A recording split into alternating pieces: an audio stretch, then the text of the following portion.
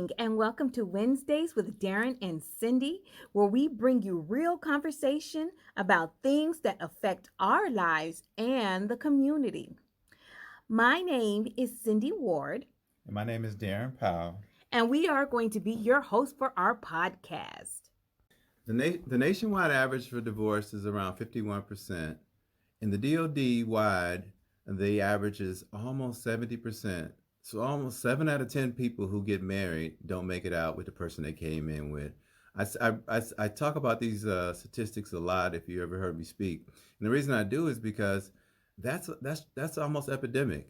And today we have a couple with us that has almost a quarter of a century behind them. And has it been easy? We'll find out. But most people are going to say it's been some work. But anyway, they are a model, and they are a model for this community because they've done the whole journey while being a part of this community. And so we're excited to talk to them, and I think you're going to learn a lot from them, and I'm going to learn a lot from them as well. That's right.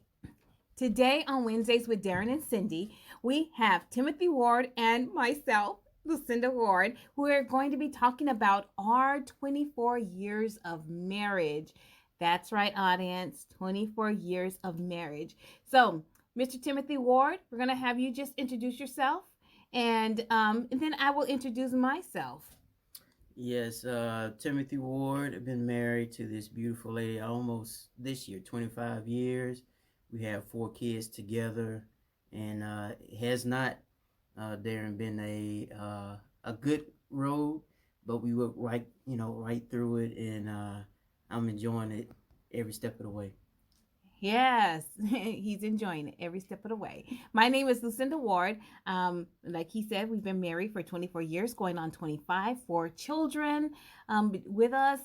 So that is us. So, Darren, what are you going to ask? Because I'm a little nervous about this.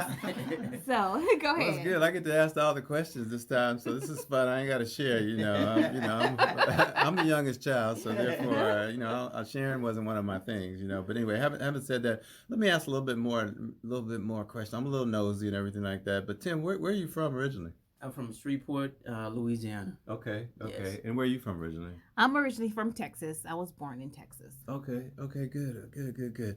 All right, this is always a fun question, Do y'all remember your very first date? Oh, yeah, absolutely. I picked her up. Of course, we were in El Paso, Fort Bliss area. Mm-hmm. So I went and picked her up for a date. I took her to eat, and then we went to the movies. I think the movie was. It had to be. I think Thin Line. The thin line between love and hate. Wow, Yes. that's quite the first date movie. Yeah, right? I know. I don't know why I selected that movie. It was kind of weird though. Okay, the reason why we remember that so well is because my son, he was almost 2 years old, and in the movie theater he lost his shoe.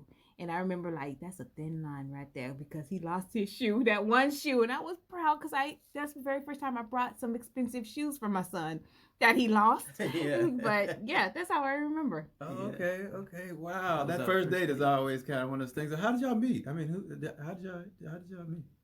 Well, well, I had a group of girls that I used to work with, and so they said, hey, we need a ride so we can go on base. Now, I wasn't allowed to go on base because my daddy told me don't ever go on base. My daddy is retired military, and he told us not to go on base.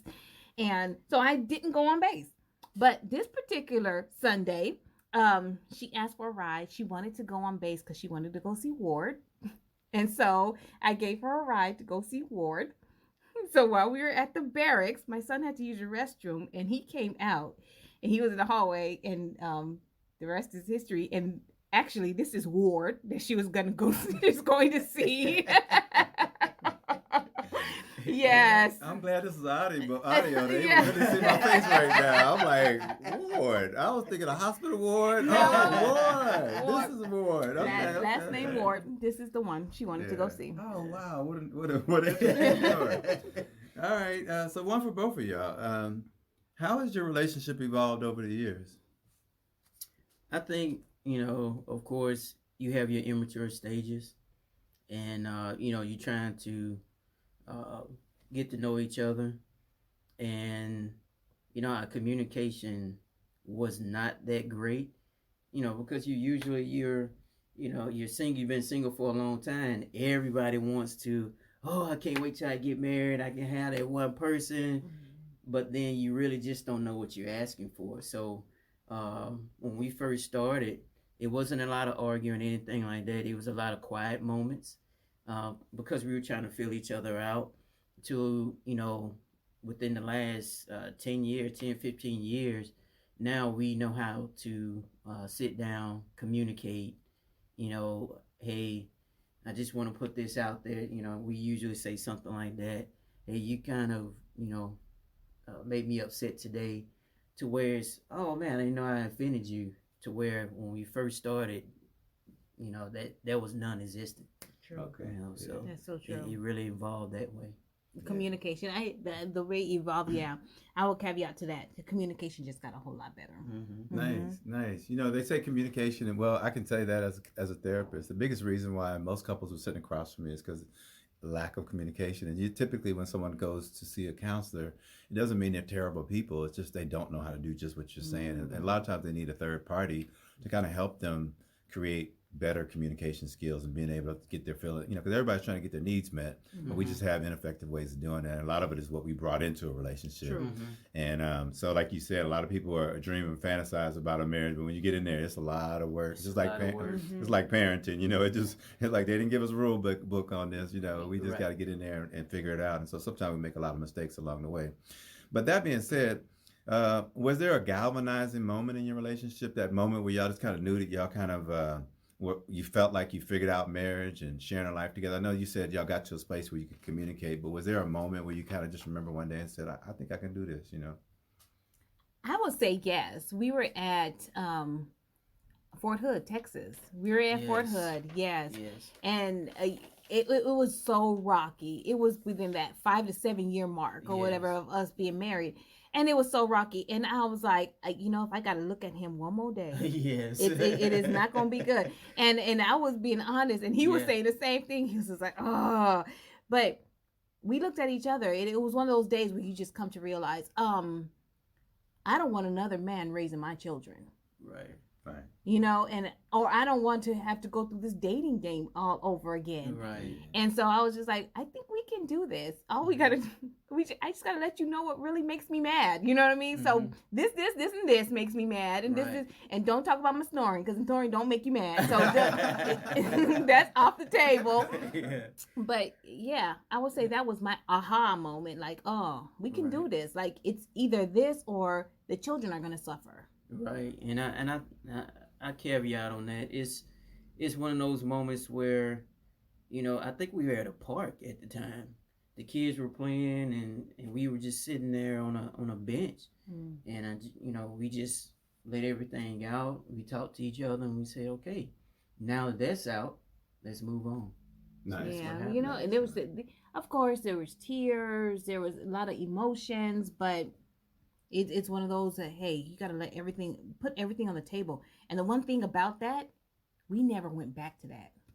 We never picked it back up and used it against each other at all. We use that we always say that, that's the end of this chapter. Nice.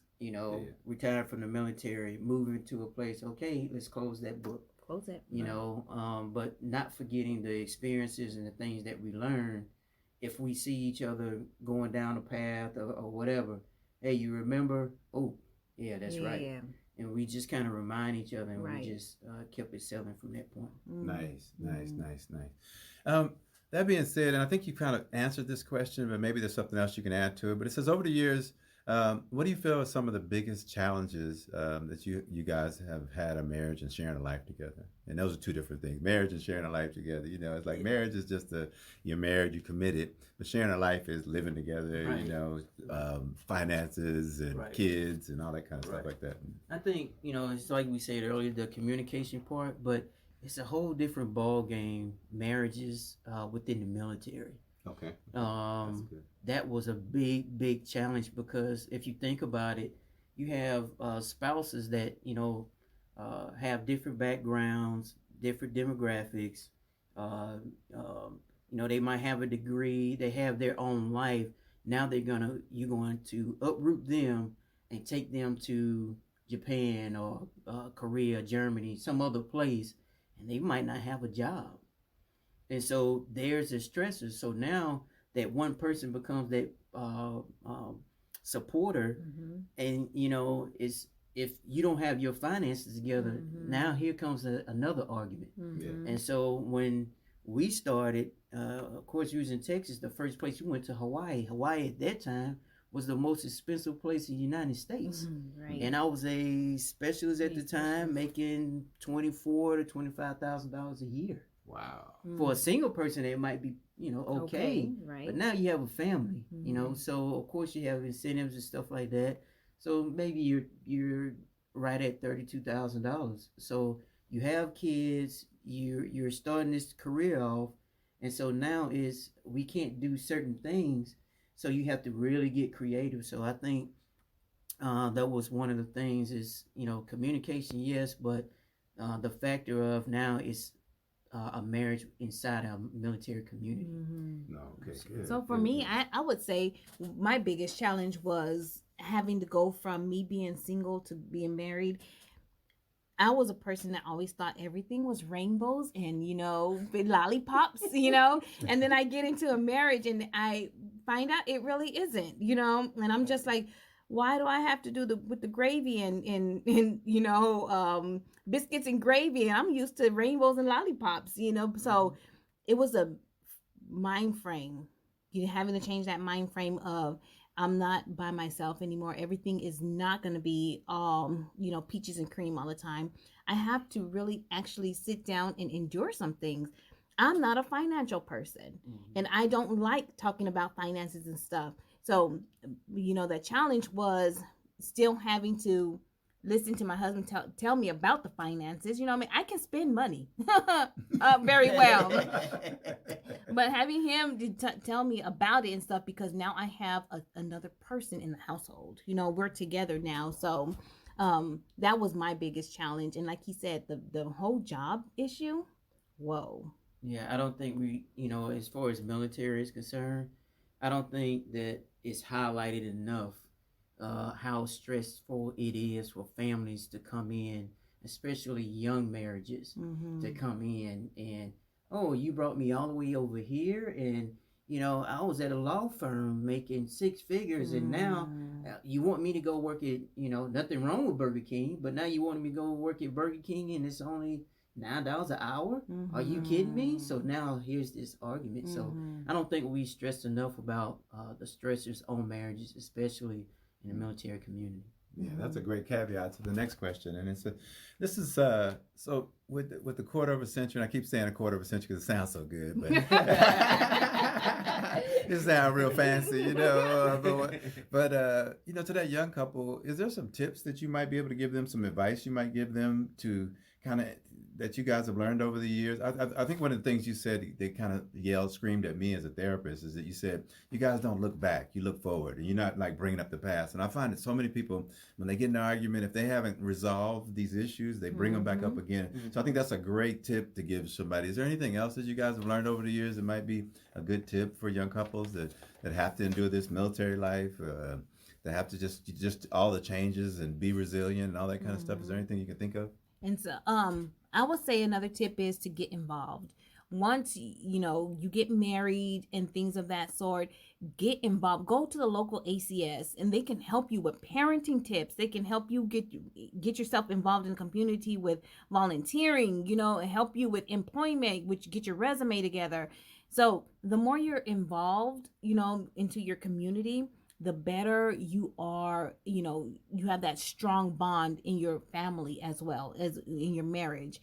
And so being involved is a really good thing, because honestly, if you're involved in the community, you there's a relationship building there. The people don't understand that it runs parallel to relationship that you have with your spouse. And so if you build a relationship on the outside as well as on the inside. I think the one thing that we really honed in on was never bring work home. Wow. Mm. Okay. Okay. Okay. Say it again. There's a lot of stressors and things that goes on at work, to where, at one time I remember, I might have been at 9 or 10 years within the military, and I remember one time she pulled me to the side and she said, "Hey, we're not your soldiers." Whoa. And so sometimes you get caught in that moment, you know, hey, we need to get this done. Hey, we need to get that done. You might hear it in all military communities. Yeah. And, sometimes they need, all of us, we need to be checked. Hey, leave that kind of stuff at work. But when you hit this door, don't forget we have kids, and don't forget, real partners here, Yeah. So I think that was a big thing. And another point is don't live outside of your means. Nice. That's a good one. Nice. If you started off as a PFC, try to live as a PFC, even though you're getting promoted. Save your money, you know, set your goals. Every year, we sit down and we do November, December. Mm-hmm. We do family vision goals. board. We do a vision board. Mm-hmm. The Make whole it plain. family, and Mhm. we make everything plain, and that way you know what budget, you know where you're going to, and as a family, it brings out, oh, this is how I can help you to maintain or achieve your goals, and so we just build off each other. You get stronger, and you understand that person's mindset. So I think as a young couple, we didn't learn that till what? Man, we were like 11, 12 years Yeah, in. 11, 12 years in, Wow. and I always thought, man, I wish we would have Done that seen this earlier. like year 1 or 2. Mhm. So, Yeah. So, having said that, I'm a big proponent of mentorship. I'm a big proponent of who you're around is going to say who you are, and even me as a single person at this point in my journey, I try to hang around with people with strong relationships because, again, one day I want to be in that space, want to be in y'all space. I do envy y'all a little bit, because y'all got it going on. I know it ain't perfect, but, from the outside, y'all a beautiful couple, I'm going to say that right there. I'm sorry. I got a little off track. Let me get back in here. But that being said, was there a couple that you guys had that played a role as like mentors? What couple did y'all? Can y'all think of a couple that y'all looked up to and y'all said we want to pattern ourselves after this couple or this particular couple? Well, actually, my mom and my dad, they were married for 60 something years. Wow. And like I'm number 10 of 12 kids, all by the same mom and dad. And mom and dad taught us everything.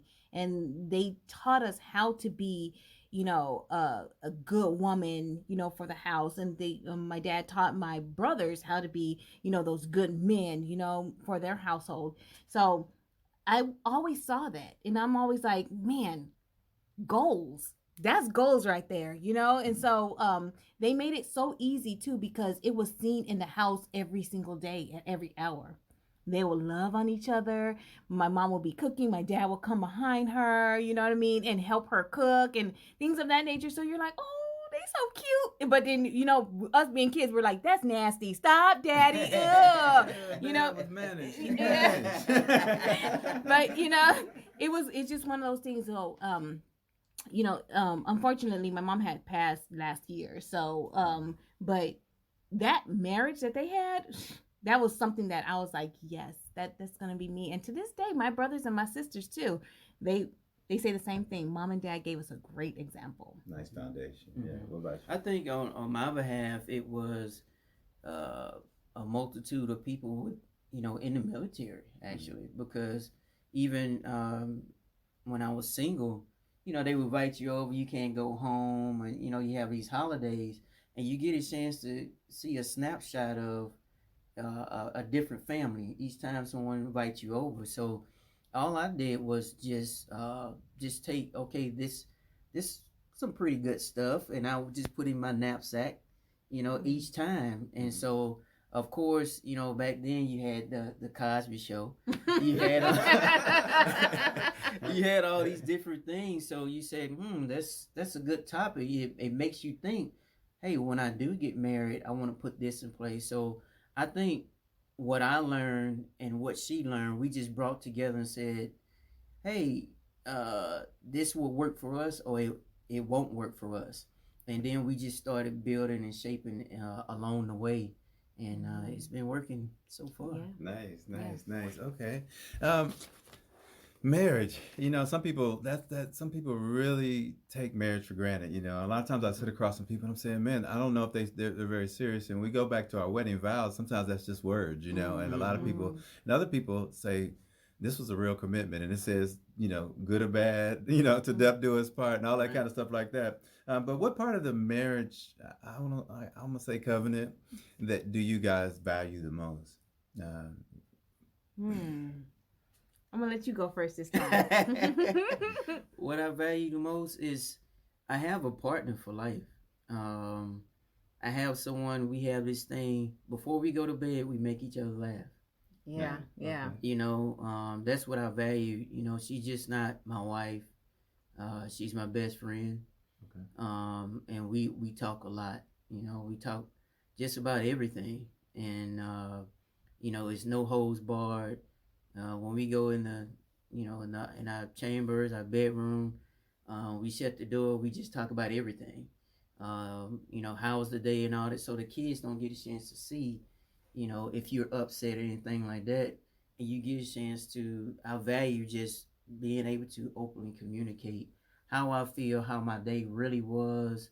Man, I hate that sergeant major. I can't stand him. I can't stand that colonel.